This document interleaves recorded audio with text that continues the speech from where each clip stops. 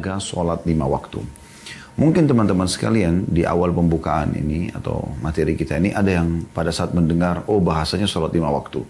Tiba-tiba mungkin syaitan membisikkan di kuping dia atau di benak dia, sholat 5 waktu saya sudah tahu. Sebenarnya teman-teman sekalian dalam membahas ya, poin-poin berhubungan dengan masalah agama ini tidak ada kata-kata saya sudah tahu. Walaupun kita sudah tahu, dalam Islam dianjurkan untuk sering mengulang-ulangi. Bahkan seringkali terjadi ada beberapa anjuran dalam Islam yang kita akan lebih termotivasi untuk mengerjakan setelah mendengarkan berulang kali keutamaannya. Paling tidak, kalau Anda pun sudah ketahui, Anda bisa mendapatkan keutamaan majlis. Ya.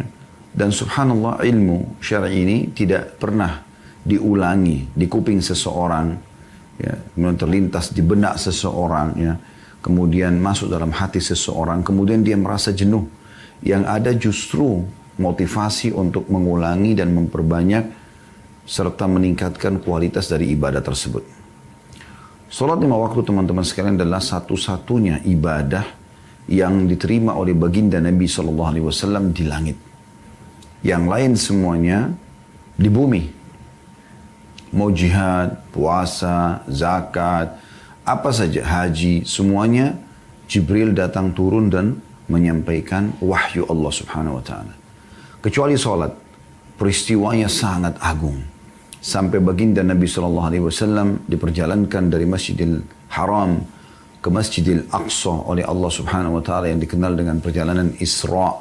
Kemudian dimi'rajkan ke langit, dinaikkan ke langit hanya untuk menerima perintah 5 waktu sholat.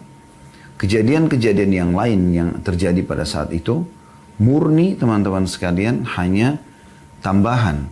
Tapi inti daripada kejadian Isra dan Mi'raj adalah bagaimana Nabi SAW menerima perintah 5 waktu sholat. Ini menandakan kedudukannya sangat luar biasa. Sangat tinggi sekali.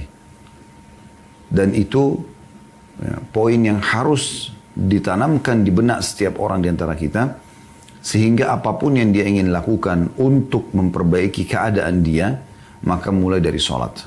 Kalau sholat 5 waktu ini, Anda sudah bisa on time, tepat waktu, Anda juga sudah melakukan gerakan-gerakan, dan juga mengucapkan bacaan-bacaannya dengan benar, dengan khusyuk, maka terimalah berita gembira teman-teman sekalian. Apa berita gembiranya Ustaz? Anda bisa dengarkan. Di sini saya langsung bacakan dulu karena penulis mengangkat sebuah hadis, ya, yaitu sabda Nabi SAW, "Atani Jibril alaihi salam min indillahi tabaraka wa ta'ala faqal."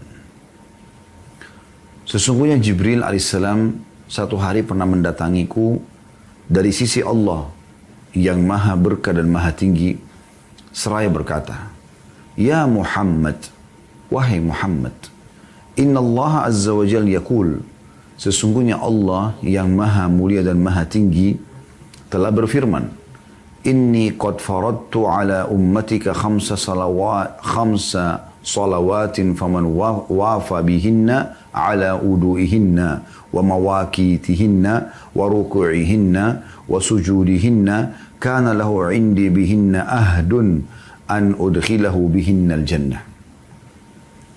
Wahai Muhammad, sesungguhnya ya, Allah telah berfirman, Aku telah mewajibkan atas umatmu 5 waktu sholat. Siapa yang menjalankannya atau menyempurnakannya dari mulai wudunya, tepat waktunya atau waktu-waktunya, rukuknya, sujudnya, maka dengan itu ia akan memiliki janji dari aku, akan aku masukkan dia dengan sholat tadi itu ke dalam surga. Jadi ini jaminannya.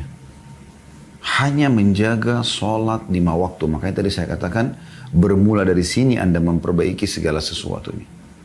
Kapan Anda menjaga sholat ini dengan baik, perhatikan di sini dikatakan, ya, wudunya mulai dari air wudu, tidak mubadzir, wudu yang benar, ya, semua anggota tubuh yang diperintahkan tersentuh dengan air. juga tidak terjadi pembatalan setelahnya, sehingga sholatnya jadi sah ya. Juga waktu-waktunya, on time, tepat. Dan memberikan hak ruku juga sujudnya. Maka dijamin oleh Allah secara langsung untuk masuk ke dalam surga. وَمَنْ لَكِيَنِي قَدْ انْتَقَصَ مِنْ ذَلِكَ شَيْئًا فَلَيْسَ لَهُ عِنْدِ أَهْدٌ إِنْ شِئْتُ عَذَّبْتُهُ وَإِنْ شِئْتُ رَحِمْتُهُ. Dan siapapun yang mengurangi hal tersebut, ya, artinya dia bertemu dengan Allah sementara tidak menyempurnakannya, maka dia tidak mempunyai jaminan di sisiku. Jika aku berkehendak, aku akan mengazabnya, dan jika aku berkehendak, aku akan merahmatinya. Hadis ini riwayat Bukhari dan Muslim. Dari hadis ini teman-teman sekalian kita jelaskan dulu, ada beberapa mutiara yang sangat mahal yang perlu kita ambil dari hadis ini. Yang pertama, bagaimana malaikat Jibril alaihissalam adalah utusan Allah subhanahu wa ta'ala yang Allah khususkan mendatangi para nabi-nabi dan rasul dan menyampaikan wahyu. Dan itu sudah kita tahu tentunya. Dan ini salah satu bentuk penyampaian wahyu. Jibril AS menyampaikan apa yang Allah amanahkan kepadanya, kepada Nabi Muhammad SAW.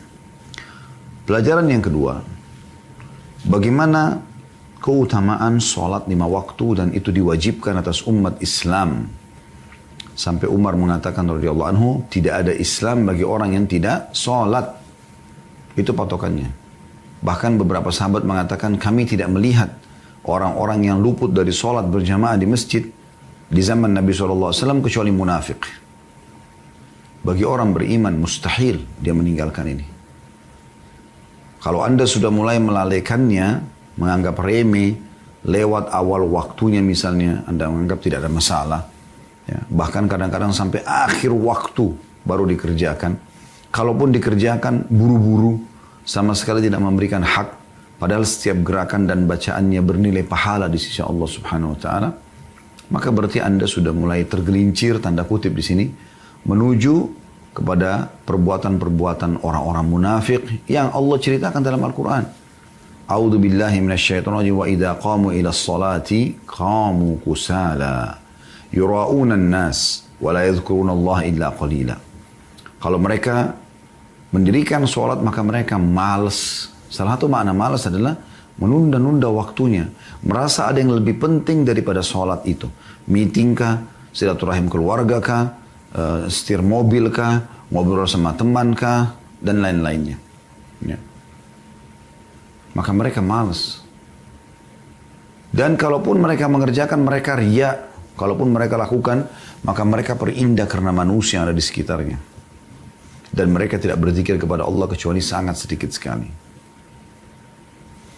Jadi keutamaan sholat 5 waktu ini adalah sangat besar. Sebagaimana sudah kita jelaskan tadi. Ini Allah wajibkan. Pelajaran selanjutnya, yang ketiga adalah keutamaan atau hal-hal yang harus dijaga dulu dalam sholat. Wudu, waktu-waktunya, dan semua gerakannya, juga bacaannya.